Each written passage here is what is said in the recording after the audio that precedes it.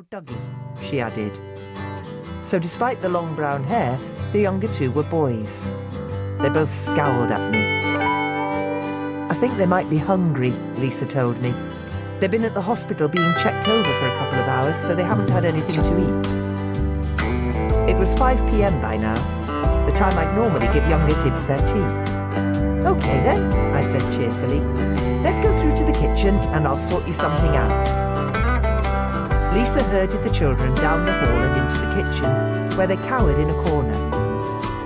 I think I'll do you what I like to call a fridge picnic, I told them cheerfully. They stared blankly back at me.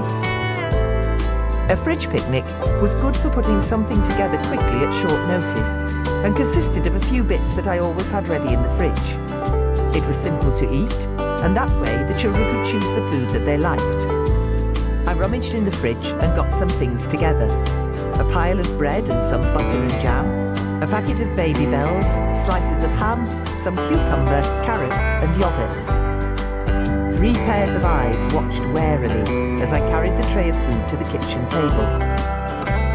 As soon as I put it down, the children ran towards it like a pack of hungry wolves, pushing and shoving each other out of the way in a desperate bid to get to it first. I put some plastic plates and knives and forks out, but they ignored those and crammed as much as they could into their mouths. Sean grabbed a handful of ham and half a loaf of bread and scuttled off into a corner. Dougie, meanwhile, was so desperate to get to the food, he stood up on a chair and climbed onto the table. He shoved his hand into the jar of jam and started scooping fistfuls of it into his mouth. I ran over to him and lifted him back down. We sit on chairs in this house, sweetheart, not the table, I told him gently. I knew this wasn't the time to start insisting on manners, but I didn't want him to fall. He quickly grabbed a handful of Baby Bells, crawled under the table and started eating them. Mary, meanwhile, had pulled open all the yogurts and was shoveling them into her mouth with her filthy fingers. You were right about them being hungry, I said, raising my eyes at Lisa, who was watching this spectacle with a look of absolute horror on her face. With the huge amounts they were cramming into their mouths and the speed at which they were doing it, I was more worried that they were going to make themselves sick. I think I'll clear some of it away, otherwise they'll be ill, I told her quietly. I was putting the lid back on the jam when Sean ran over to me. No, bitch, he hissed. I want that. Before I could say anything, he grabbed the jar out of my hand and kicked me hard in the shin. I grimaced as a sharp pain seared through the front of my leg. No kicking, Sean, I told him firmly. We don't kick people in this house. He growled at me and ran into a corner with the jar. Are you okay, Maggie? Gasped Lisa. He lashed out at me a few times on the way here. Yep, I said, giving my leg a rub. I think I'll live. It was never nice when a child hurt you, but this definitely wasn't the first time, and I knew it wasn't going to be the last. I knew why Sean had done it.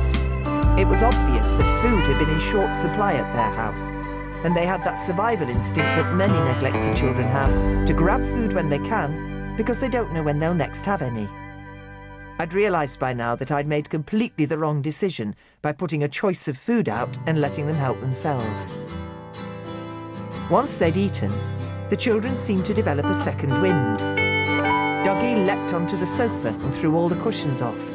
He ran over to the patio doors and swung off the curtains, leaving them smeared with dirt and jam.